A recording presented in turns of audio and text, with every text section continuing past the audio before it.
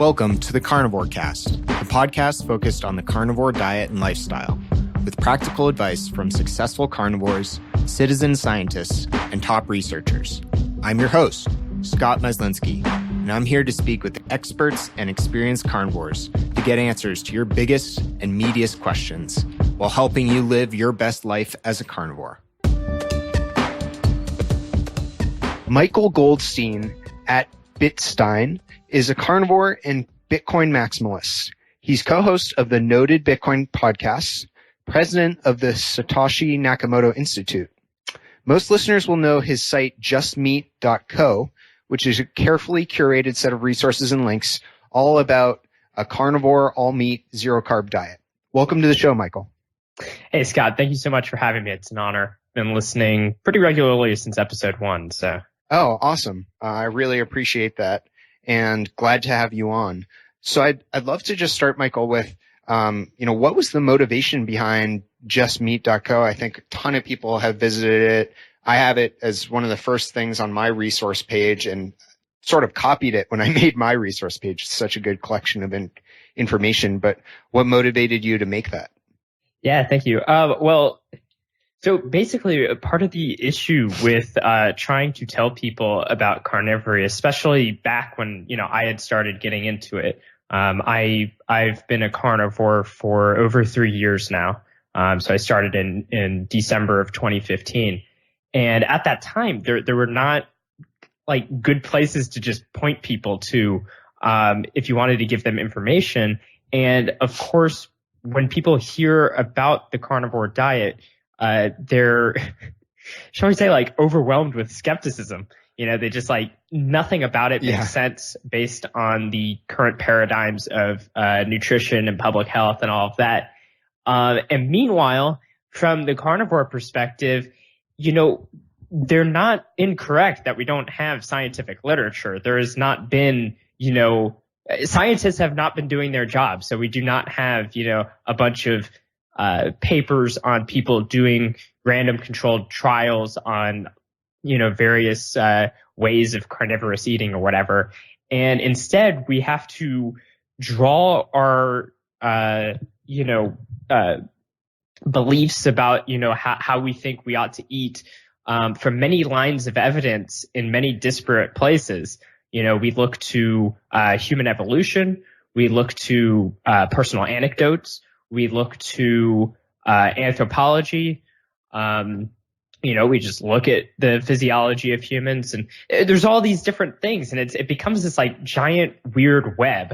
And it's almost weird to tell people hey, go read these forum posts by Owsley Stanley, the LSD guy. It'll totally make you, think differently about, nutrition. To most people, that sounds crazy. But at the same time, it actually is extremely valuable information. And Owsley, he was a smart guy, and he turned out, I think, to be right about most things. Yeah. But basically, because of all of this, the way that we, we're gathering information to try to make sense of this carnivore thing and why people seem to be doing so well on it, it creates this giant web. And I wanted a way to be able to just present people with the whole thing instead of trying to reconstruct the web for them in real time. Okay, well now here's this thing. Everyone has pretty standard criticisms and skepticisms, whether it's the vitamin C or the fiber or the whatever. So I already have a natural predilection to just gather resources in one places. So in the Bitcoin world, my sort of notoriety comes from the Satoshi Nakamoto Institute, which is sort of the just meat for Bitcoin. And to the Bitcoin people, I say the opposite about just meat. But basically, I wanted to just I have this just need collect all the resources and just hand it to people. And with Just Meat specifically, it's still not the most organized site, but the first iteration of it, the purpose was to gather all of these resources and basically overwhelm someone who shows up at the website with just how many links there are. It just covers the entire front page. The idea being there that give people the sense that when this, Goldstein guy is talking about eating only meat, he didn't just pull that out of his ass. There's a lot of information out there that he was drawing from, and here it is, or at least a small sampling of it. Yeah. That's super interesting, and it's been such an incredibly helpful resource for me, I know, and for a lot of folks. I direct them there. And can you talk about some of the ways it's changed in the last months, years? I know the wiki is somewhat new, but how have you expanded the site and changed it over time? Yeah, I think there's been two kind of main things. And actually, to be honest, I don't even remember when exactly I started the site. So I don't even remember how old it is. It's probably about a year and a half. The front page, I did, organize things slightly so people can find the social media stuff, more quickly. But other than that, the two main additions that I made, the first one was what I called a people's section.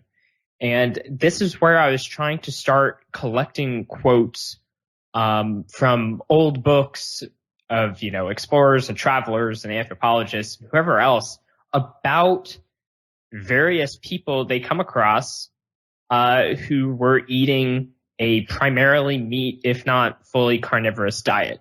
And this is ranging from, the Mongols to the Maasai to the Inuit, as most people know, to, the gauchos in Brazil and Argentina that Darwin, talks about how, these cowboys, they would just eat beef and how healthy they were. Yeah. It's just like all these people. There's also some from ancient literature, such as the Macrobians, who Herodotus talked about, and then some Germanic tribes that Julius Caesar wrote about. And the purpose here is to give people a sense that this is not another criticism you often hear is that we're somehow like we're just looking at the Inuit and saying, oh, well, let's just do what the Inuit do, which they rightfully, are skeptical in the sense, well, we don't necessarily know that they don't just have a genetic predisposition to being able to handle eating a more carnivorous diet. But then when you look at this literature and you see instances of people eating meat-heavy diets in every corner of the globe throughout space and time, that kind of goes away. It's very similar to, this is basically what Weston Price did. And, I quote him a lot on that section. He wanted to remove a lot of variables regarding things like they didn't know, genetics at the time, but basically, racial groups or whatever. This is like, it seems to be more of a human universal. So that's why I made that section. And I do have to note, all of it's always a work in progress. I have, full-time work and stuff. So there's only so much time I can dedicate to the art of meat posting. The other section is the wiki section, which we added recently. And that's in great collaboration with Travis Statham. And basically it started as a way of wanting to consolidate a lot of his wiki work on the subreddits he manages in a place that's more open and accessible, because I'm very much against proprietary systems. I like the open source world and having control of information and having it open and accessible. It's also a good way to kind of put all of this stuff in one place. So we're just collecting, information and building pages out so that, if there's a specific topic that someone has a question on, you can just go to that page. In fact, it came in handy recently because a friend was like, okay, well, can you give me a good, information page for gout? So I immediately just justmeat.co/wiki/gout. And the very next question was like, okay, well, but what about fiber? And so I just send the exact thing, but fiber. So it saves me a lot of time. And it's also, once again, it's just like, you can give them an overload of information so they can, dig through and find that, there really probably is not anything to worry about. Yeah. Assuming that the information's good, but I do think it is. Yeah, that's awesome. And I get questions like that all the time. And it's very convenient to have a resource like this where I can easily find a direct link. And then, folks, if they want to dig in more, they want to peruse themselves, they can look at the homepage with all those links, FAQs, Facebook groups. And what's great is, when folks ask me questions, a lot of times I don't know what type of media they like to consume. Some people like to go through a book. Some people like to listen to podcasts, YouTube videos, articles, blog posts. So it's great to have a variety of media there, and people can consume as they wish, and learn with their own style, which is great. One of my favorite pages, by the way, on the wiki that Travis had started, I've contributed a little bit myself, is the history page, basically showing literature dating back since, we have stuff from, ancient times, of people basically talking about, like all meat diets, as well as just sort of, contrarian takes on things like diabetes, in relation to, relative to how we think about it today. So there's all kinds of like great old resources. And once again, it's like, this is not a fad. It's just that people have not done their job to explore this area of possibilities. Yeah. It's the anti-fad diet page. That's great. Exactly. Along with the people's. And, Michael, what led you to a carnivorous diet originally 3 years ago? So I guess that's, the story dates back longer than that. Most of my life I was eating, an extremely standard American diet, if not worse. There's just, tons of, it was, I grew up in the 90s, so it was all, fast food and junk food, tons of sugar and all that. And I think I must have picked up early on that, nutritional science seems to be nonsensical. I think I picked up on how, they kept changing their mind. But I definitely remember having some sort of just harsh skepticism of the whole idea of like the nutrition. It's like these people don't know what they're talking about. And I guess I wasn't wrong. But in college, freshman year, I met a guy who, at some point I found out that it turns out he used to be extremely fat. This guy was, very fit, and not fat at all. And it turned out that it was because he had been eating a paleo diet, and a very, very meat heavy one. He loved flouting, just like, and flaunting, eating like very fatty meat and nothing else, at many meals, just like big burgers wrapped in bacon, wrapped in more bacon, that kind of thing. And that was like kind of, a jolt, to realize like, oh, like someone actually made this kind of change with diet. But what really got me was that they were describing nutrition from an evolutionary point of view, which for me was like, okay, now you're finally talking my language. I had always had a sort of keen interest in evolutionary biology. And it's like, okay, this makes sense. Like what did you actually adapt to, as a species? And it sort of, kind of made intuitive sense that, things that you had been eating for millions of years, you're likely more adapted than perhaps something, that you've only been eating, for less time. And of course, I cut out bread, and I was never actually like that great at following paleo, but it made me be more cognizant of what I was eating. And, I certainly, felt, a bit better not eating bread. And over time, I guess it was at some point in 2014, I learned about ketogenic diets. And interestingly enough, I learned about it from, a very short talk by Zuko O'Hearn, which is Amber's ex-husband. Yep. And in the 5-minute talk, like he just, covered it enough that it was like, okay, yeah, all of that makes sense.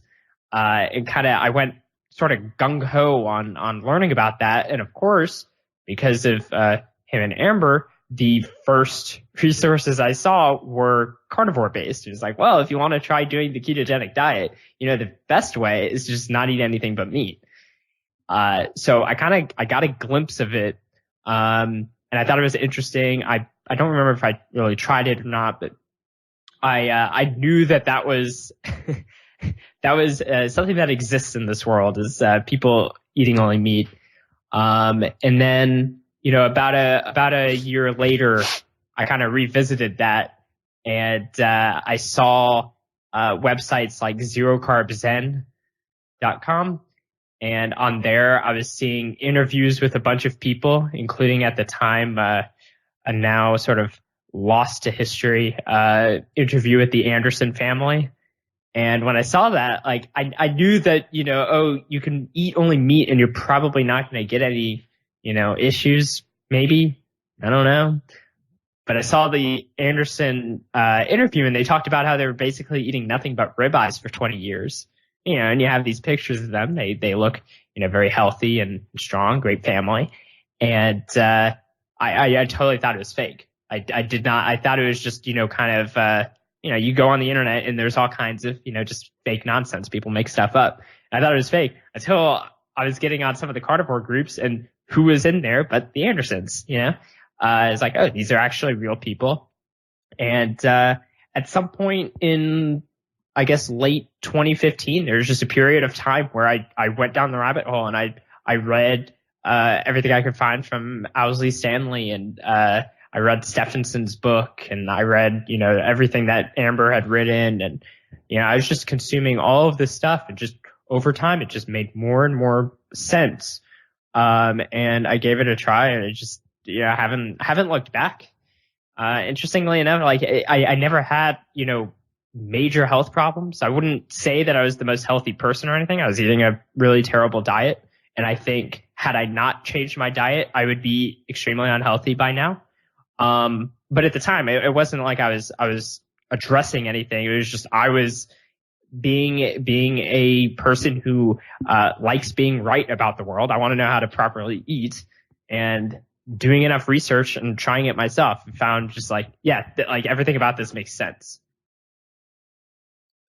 Yeah, that's really interesting how everyone comes at it a different way and discovers it. And I think my story is actually very similar to yours in the sort of evolution from paleo, low carb, keto, and carnivore. I wasn't fortunate to get into it quite as early as you were, but I think folks have heard me talk about how I actually first found out about it through a combination of Ash Simmons and High Stakes, along with amazing resource, and shout out to Ash for all he did. He was basically making the original Just Meat. Yeah, he has a great compilation of resources, and I just remember reading his low interference diet, and thinking that made a ton of sense, and sort of following his work on that. And then that, along with when Amber O'Hearn was first on the Two Keto Dudes podcast, I think it was late 2016. And the combination of those two kind of convinced me to jump on board and give it a try. But Michael, curious, what does a sort of day of eating look like for you now? Usually like ground beef and ribeyes is primarily. I have started eating, some like liver and egg yolks and stuff like that for funsies. Seeing if there's any benefit to getting more sort of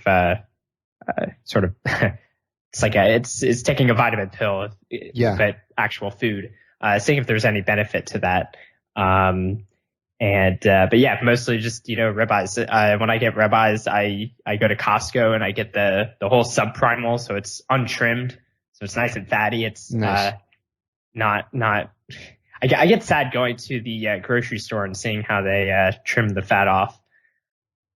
Yeah, that's basically it. Just throw it away too.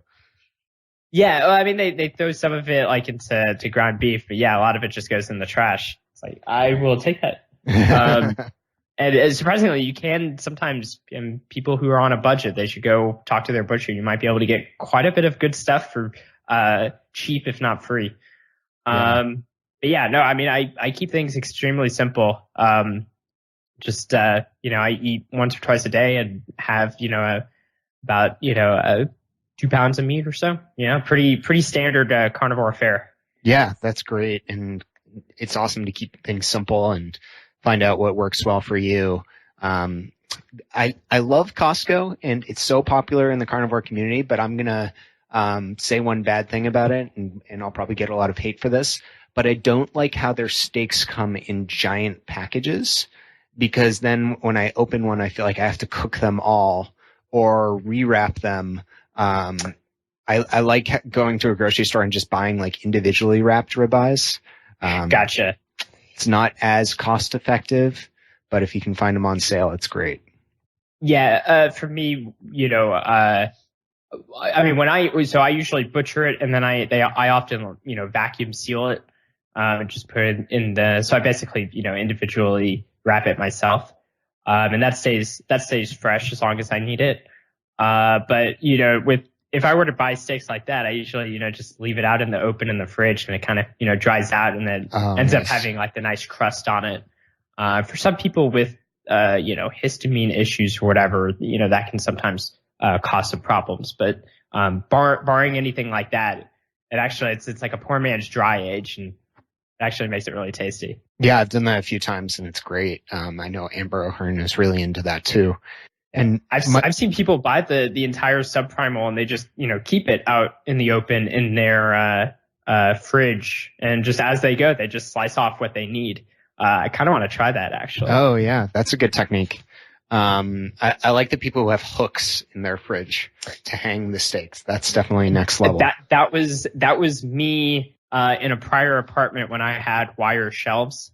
Unfortunately, I haven't had wire shelves in my past few apartments, but there is a picture on Twitter of my fridge back in the day, and I had just pounds of meat hanging. That's great. To non-carnivores, it looks like a serial killer fridge, but they're just missing out.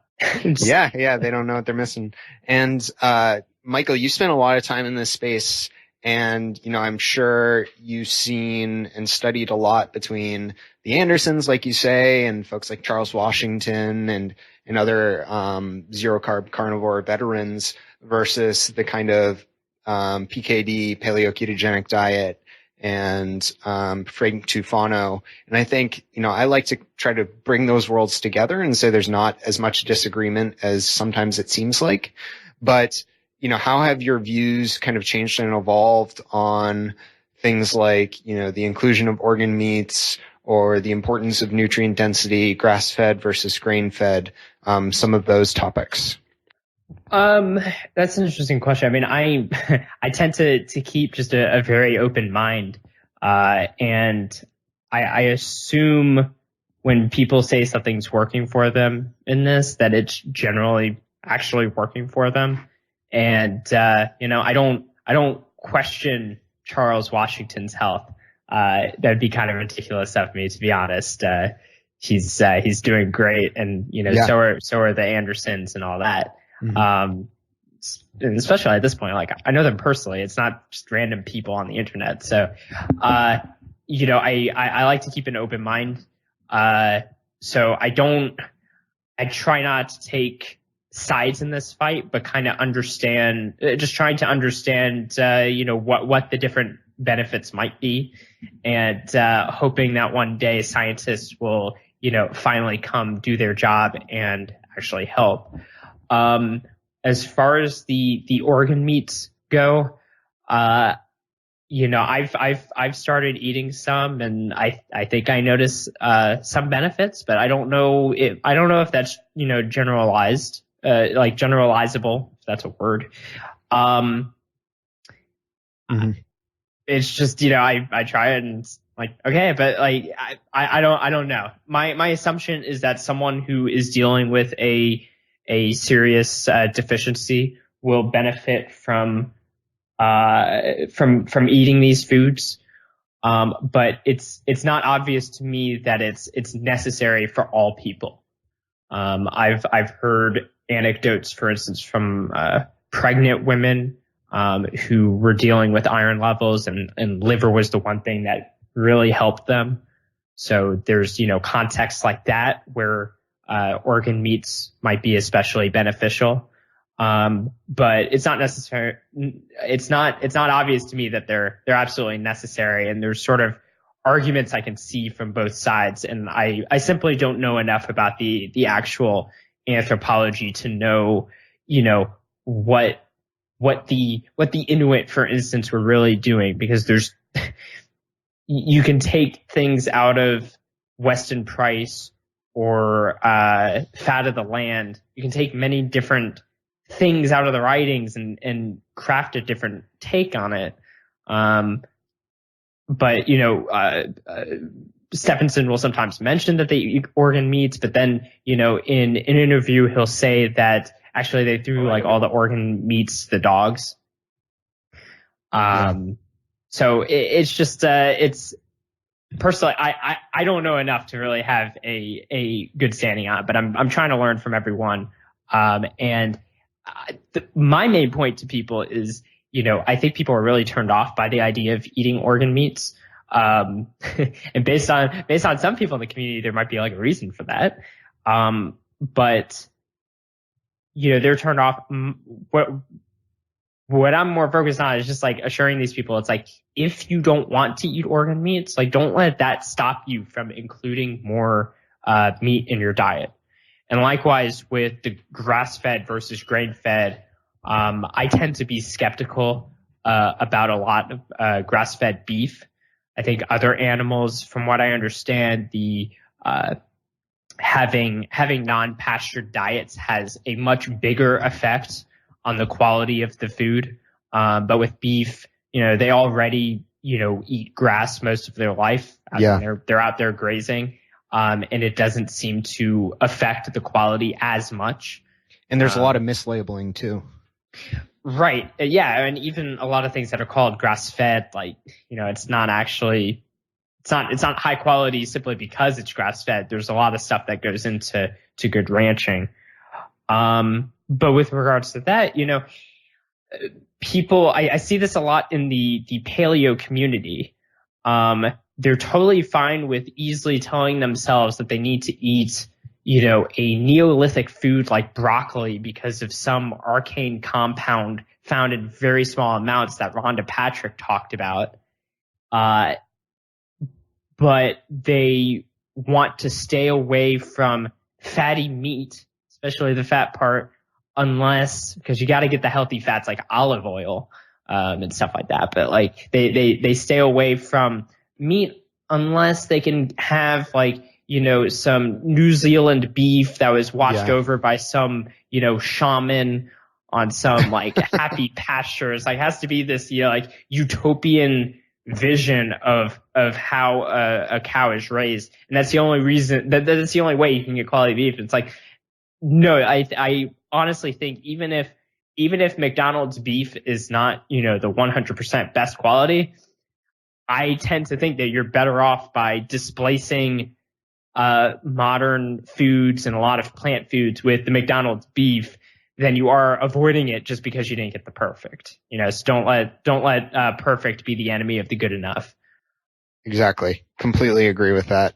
That's great perspective. And I think your whole mindset on keep an open mind, believe people say what's working for them, and don't be afraid to experiment for yourself is exactly what I try to give to folks.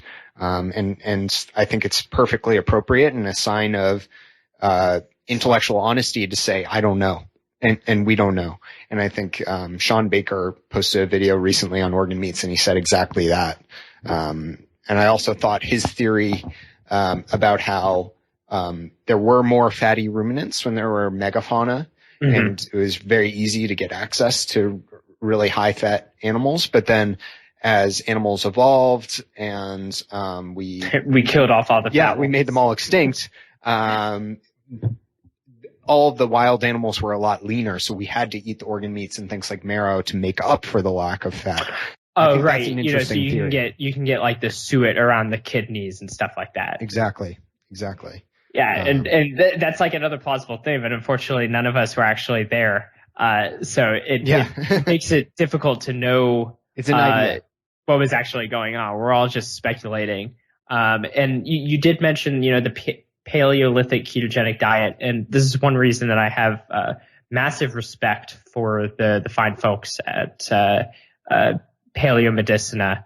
And I apologize, I don't remember their full new name. They go by a different name now. But Dr. Toth and Dr. Clemens are doing fantastic work. And what I like about them, especially, is that they are working diligently to put hard numbers to their clinical work. So they do their PEG 400 intestinal permeability test, because they work with a model that intestinal permeability is sort of the root cause of autoimmune conditions. And they have the focus on, the ketogenic side of things, but they actually try to, apply numbers and run, as much, cold hard science as they actually can.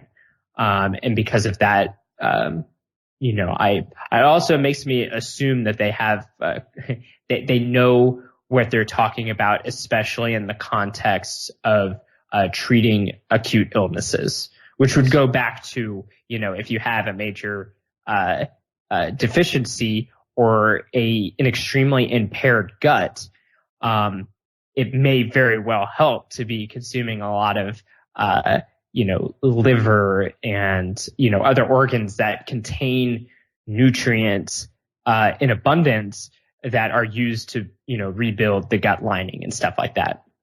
Absolutely agreed. I think those are excellent points. And Michael, just shifting topics a little bit, can you talk about how Bitcoin and carnivory kind of interlink and relate to each other? And sort of, I know Peter Ballerstad also talks about this with his intersection of nutrition and ranchers. Can you talk about how you're spreading messages from one to the other? Yeah. Well, you see, Bitcoin and carnivore, it's all one and the same. Yeah, it's one of those things. I mean, what I've told people before is that, once you start to open your eyes, I've been a libertarian far longer than I've been a carnivore. And I've been a Bitcoiner longer than I've been a carnivore. And it's one of those things, once you start to unpeel the madness behind one set of dogma, you start to unpeel it on another set as well. I told a journalist once, once you put on the they live glasses, it's like you can't take them off. You just start seeing the aliens everywhere. And in this case, well before the nutritional thing, I had started seeing, what was wrong with things like central banking, the Federal Reserve, and what negative effects that has on society.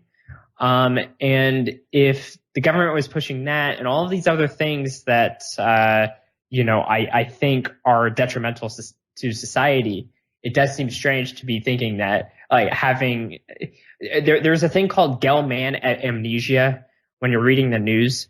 Is coined by Michael Crichton, the guy who wrote Jurassic Park. And basically, it's this idea that you read an article about something you know about, and you see how wrong it is. You just see how the person gets it completely incorrect because you have sort of inside baseball knowledge. You can see all of the holes. That's ridiculous. And then you turn the page and you see someone writing about some totally different topic, and you have this sort of inclination to think that they know exactly what they're talking about. But it's like, you just forgot that, no, it's just, if you know about the topic, they're probably getting it wrong. Interesting. And so it's sort of the same thing. It's like, okay, well, why should I think that they're getting nutrition right as well? And you look into the history, the major one is just basically everything that Gary Taubes covers in Good Calories, Bad Calories. Especially, around the, George McGovern era, of pushing the government dietary guidelines back in the 70s, based on, the work of Ansel Keys and all of that. It's you realize that it was bad science from the beginning. It was pushed through because of government interests. What I mean by that is, there's certain industries that benefit by this being pushed through. And once the government has sort of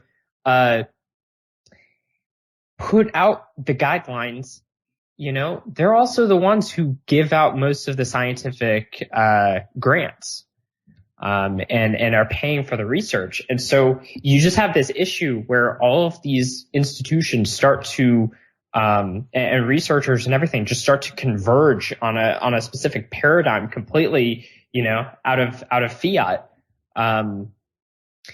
It's just like a sort of forced Schelling point on everyone. And there's just so much institutional and scientific inertia that it seems it's very difficult to get out of.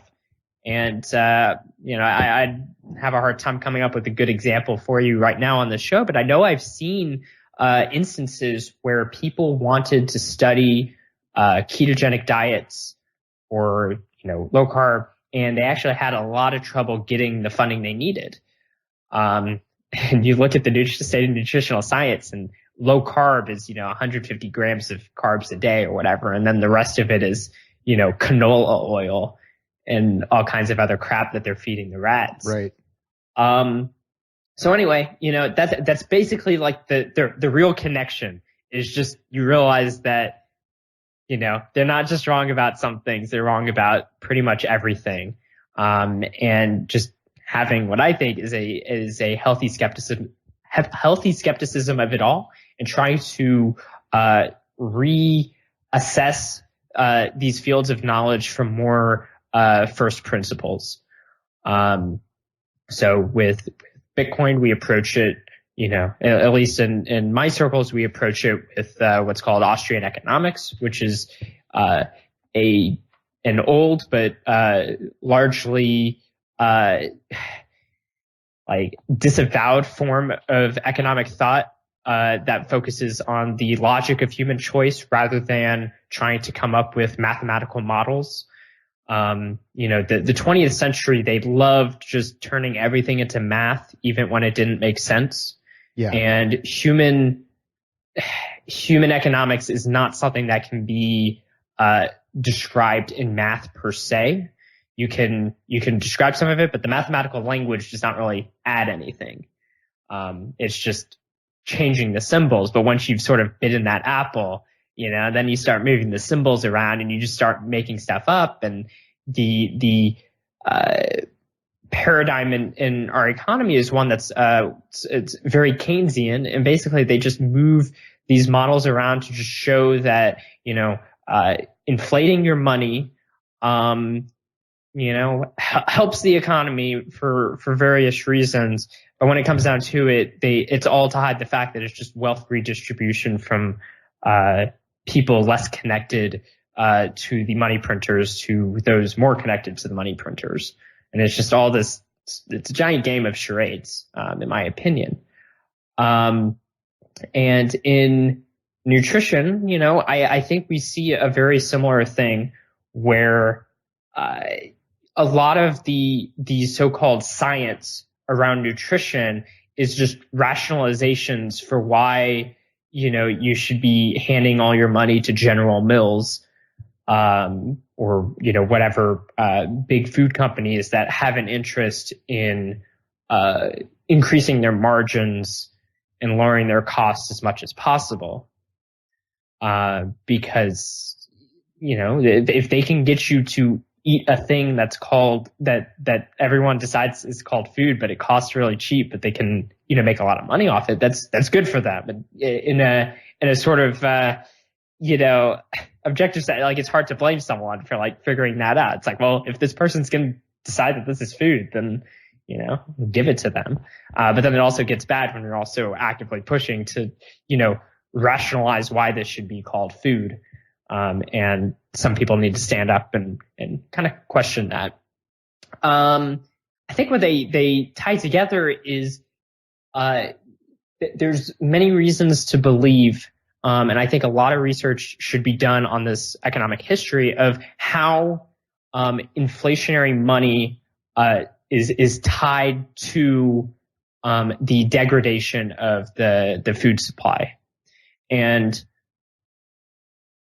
one thing that you learn with Bitcoin, I mean, it's a pretty easy thing to understand, sort of in the simple model, shall we say, where if you have $100 and then people print, $1 trillion more dollars, your share of the dollar economy is going down, meaning the amount of things that you can purchase with that $100 is going down. And the problem with this is that what happens is it increases what's called your time preference. And your time preference is basically like how much are you willing to delay gratification to get more wealth in the future versus present goods. So it's like people are often familiar with the Marshmallow Test, where they put a marshmallow in front of a kid and say, "Hey, you can have this marshmallow right now, but if you wait, 10 minutes, we'll give you 2 marshmallows."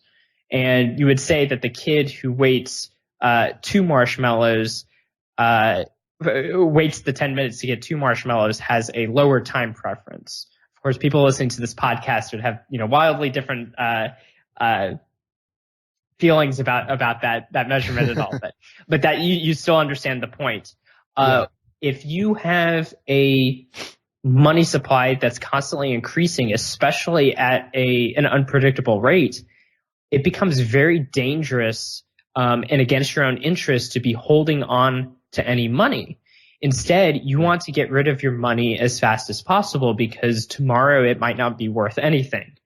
And, we're lucky so far that in the United States, there has not been a case where the money is suddenly not worth anything. But in other economies, we see it happen, kind of overnight. There's hyperinflationary events where it's literally worth nothing the next day. And they have to do everything they can to just get rid of the money. But if you're just having to, get rid of the money, that will incentivize people to be just wanting anything as opposed to thinking carefully about their economic future. So you see people making ridiculous investments in just anything that they think might give them a return that's greater than the loss from inflation. So if you're losing, they try to target 2%, but I actually don't even know what it usually sort of averages out to. But even at 2%, you wait 36 years and your purchasing power has been decreased by half. So you're going to just invest in whatever you can to try to make up for that loss. And it's a heavy loss on everyone, rich and poor. And because of this, like I said, you're not looking towards the future. So your time preference starts decreasing because it kind of has to, because you need to survive. You need food to eat. As this is happening, in our economic history here in the United States, back in the 70s, there were characters like apologize if I get his first name wrong. It was either Eric or Earl Butz. Who is Earl Butz. He was the Secretary of Agriculture under Nixon and Gerald Ford, and he basically was pushing all of these massive farm subsidies right around this time of the 70s was a big turning point because it was when the United States fully went off the gold standard. And since then, there's been all kinds of economic stagnation. And with this, there were ways of trying to basically deal with how do we just squeeze as much money out of the agriculture as we can by creating these subsidies. And it just totally changed the landscape of the American food supply. And meanwhile, you have this problem where, we measure inflation, how people how consumer prices change through something called the Consumer Price Index. But it doesn't necessarily give a full reflection of how things are changed. And so a lot of things can change under our noses if we're using, bad metrics like that, without us even noticing. So in that case, like if you're just looking at the price of food as a good, and let's say, this isn't carnivore, but let's say you're looking at some kind of like pastry, like what is the cost of a pastry? Well, if at time zero, they're using traditional, breads that have been, at least processed in a very traditional manner that gets rid of a lot of the phytotoxins, and they're using lard as the fat to make it, and that costs, it costs you $1 to get the pastry or whatever to buy it. And then at time one, it's like, well, it's gotten a little too expensive to be doing the traditional grains. We're going to use these more modernized processed grains. And then it's because of other inflationary pressures, it's now $2. Well, the CPI will say, oh, well, it only increased from $1 to $2, but you still have your pastry. Meanwhile, then by, the next time period, it's like, well, we can't really afford to use lard anymore. We're going to start using, this sugar, okay. Well, now it's $3. Once again, the CPI, it's inflationary, but it's at a constant and not too bad of a price hike.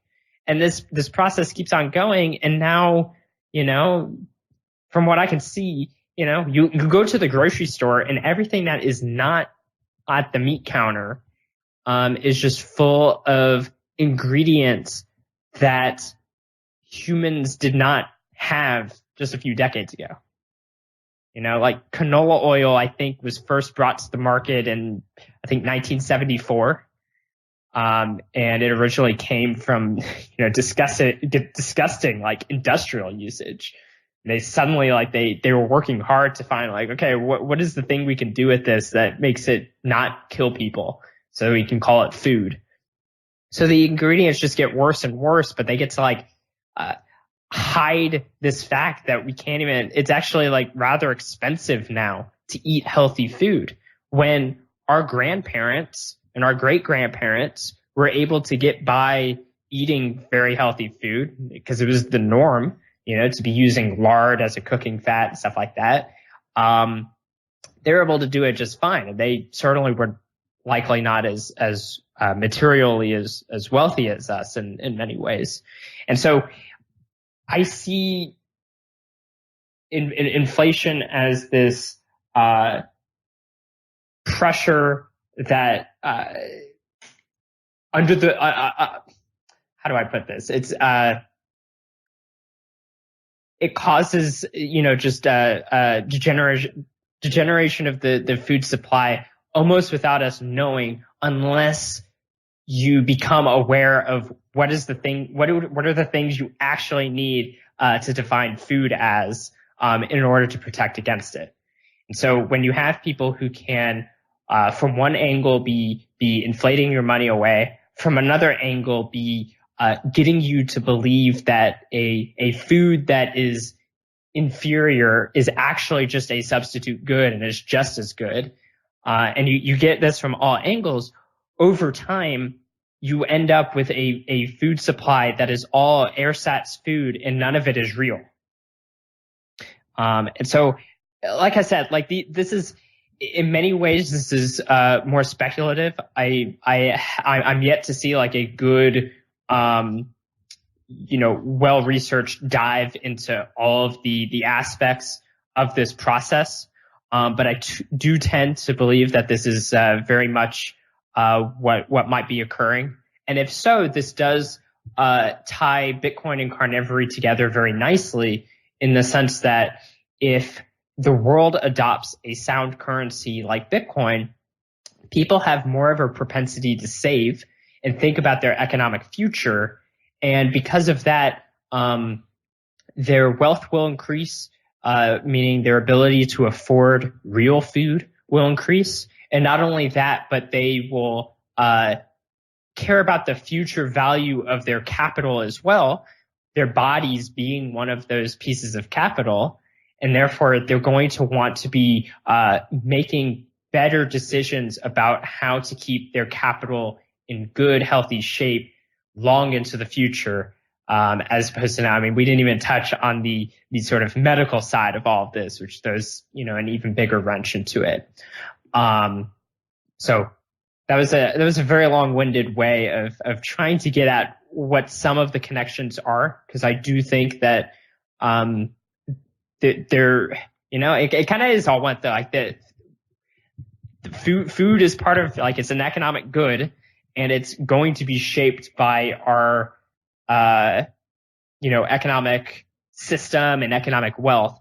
So it's only natural that they'd be connected. But that's sort of a general picture of where I kind of think those connections would be. Yeah, I really like that connection and the way you articulate it, Michael.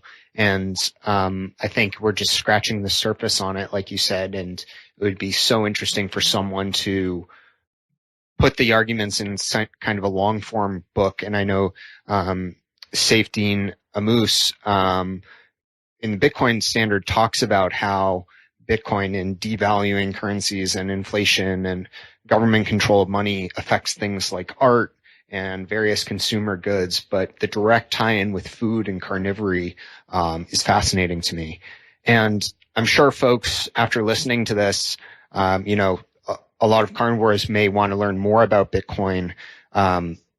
You have some resources, but what are those, and how would you suggest people start dipping their toes into learning more about that? That's a great question. So I run a website called the Satoshi Nakamoto Institute, which collects, it's, like I said earlier, it's sort of the just meat of Bitcoin. It has all of the public works by the pseudonymous creator of Bitcoin, as well as economic analysis of Bitcoin and literature about the history and technical stuff around the cypherpunk and crypto anarchist culture it kind of came out of. So I recommend people visit that. And I also have the Noted Bitcoin podcast. By the way, it's nakamotoinstitute.org. And the Noted Bitcoin podcast, we cover a lot of technical and economic topics. That's noted.org, NODED.org. Beyond that, what I'd really recommend is you mentioned Safdine Ammous's book, The Bitcoin Standard. I think that's for many people probably the best way to sort of get into it, because it talks about money as a whole and kind of actually gets to the why of Bitcoin as like this. It's once again it's Bitcoin in a way. It's not a fad. It's actually building on centuries of monetary economic thought. And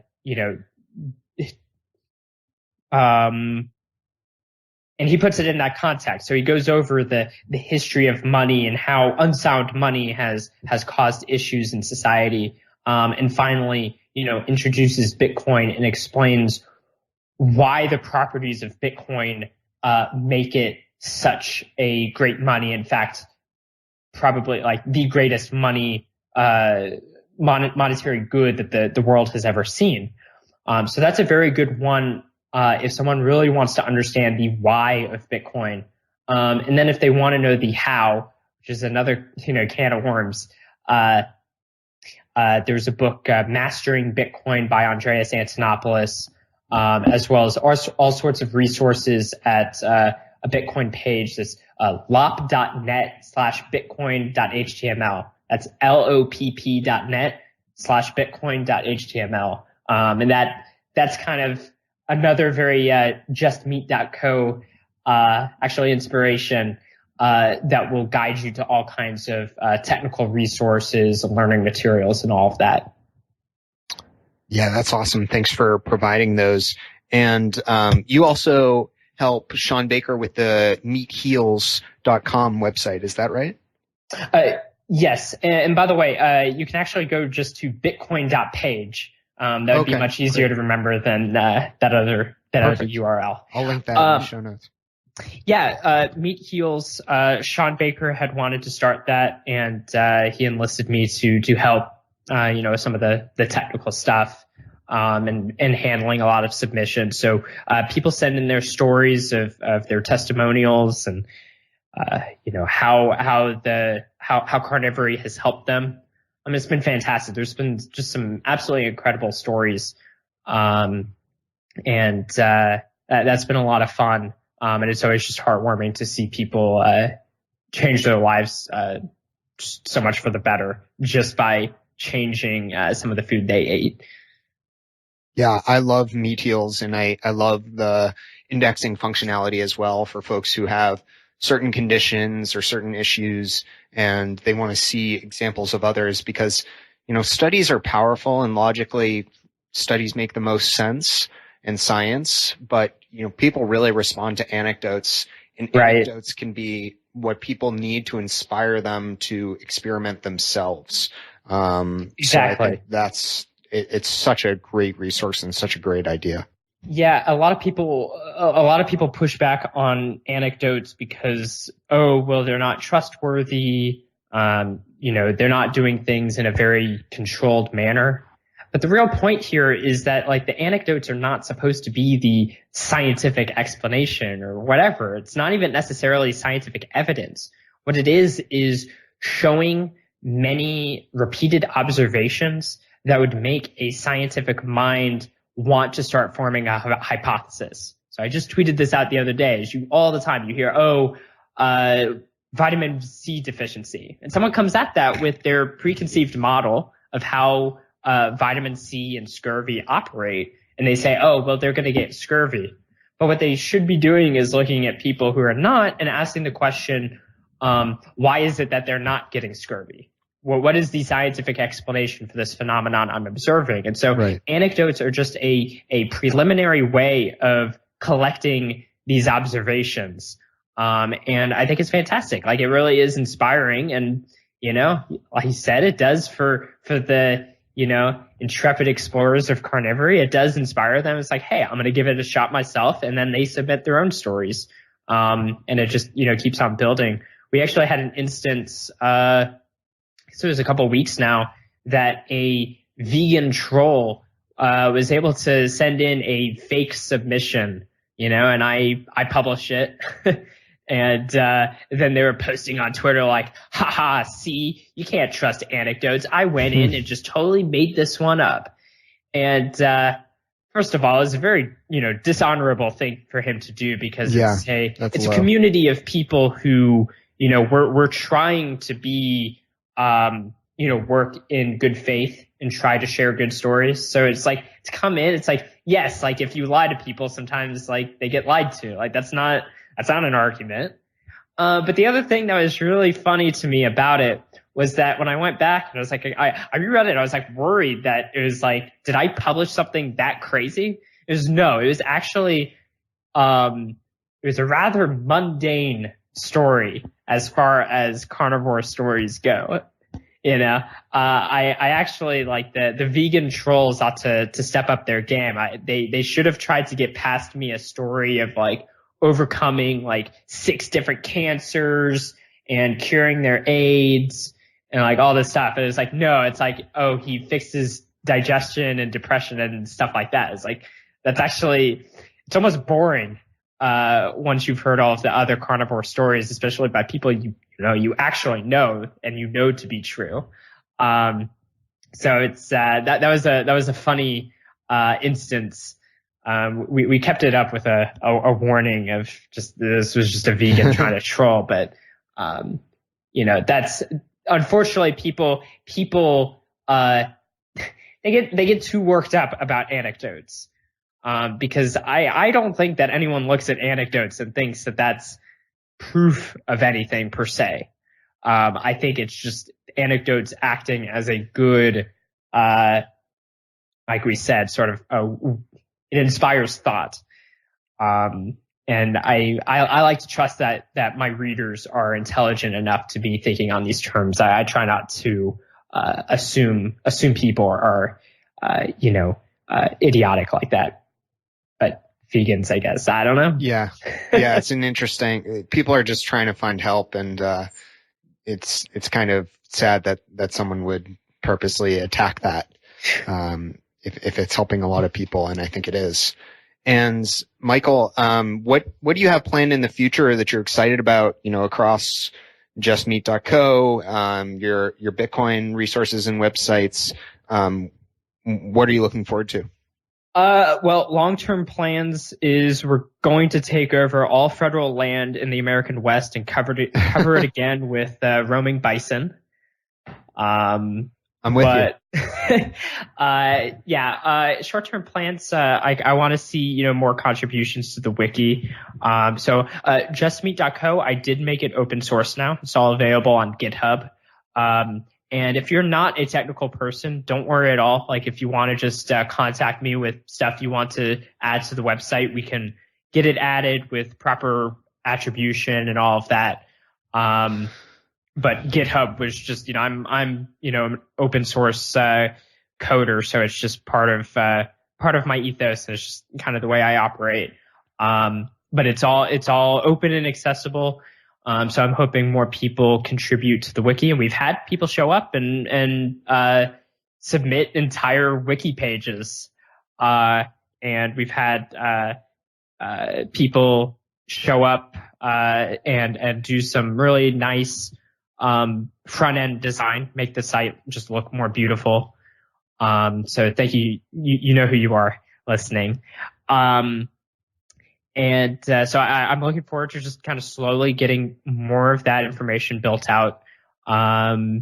Just keep meat posting. It's actually been quite impressive to see how much just relentlessly tweeting about meat has inspired people to fix their health. I get messages from people all the time thanking me for, I saw one today that someone said, when y'all started posting about Bitcoin and meat, I thought you were crazy, but now I tried it and I feel amazing. And I've also, gotten many stories from people where they were able to overcome some pretty wild health conditions. I'm honored and blessed to have been able to help those people. It's quite extraordinary.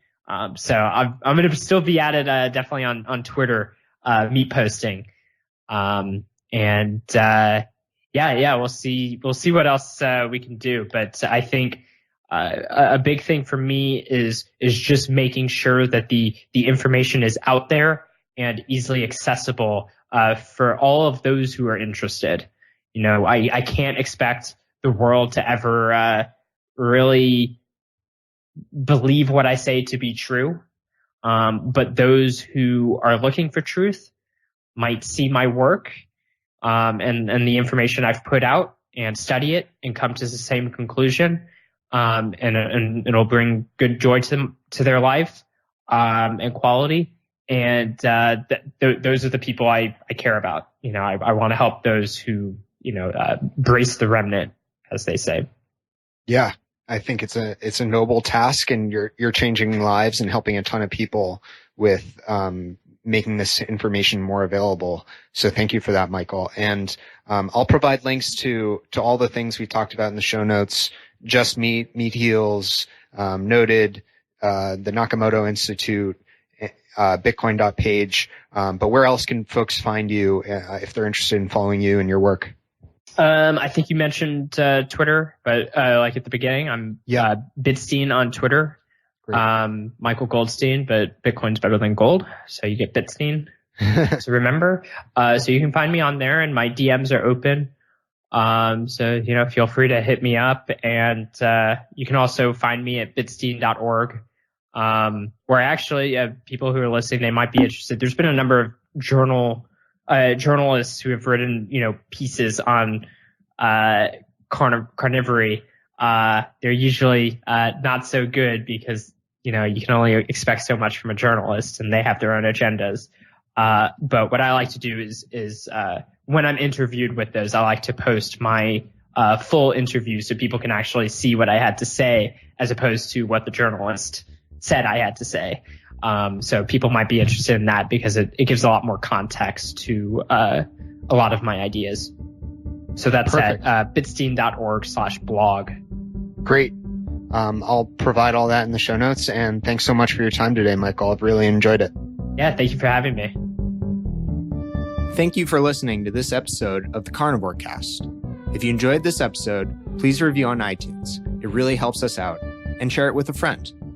What questions would you like answered, or who would you like to hear from in the carnivore research community? You can find me on Twitter, Instagram, and Facebook at Carnivore Cast, or go to carnivorecast.com. You can also email me at info@carnivorecast.com. I'd love to hear from you. Until next time, keep it carnivore.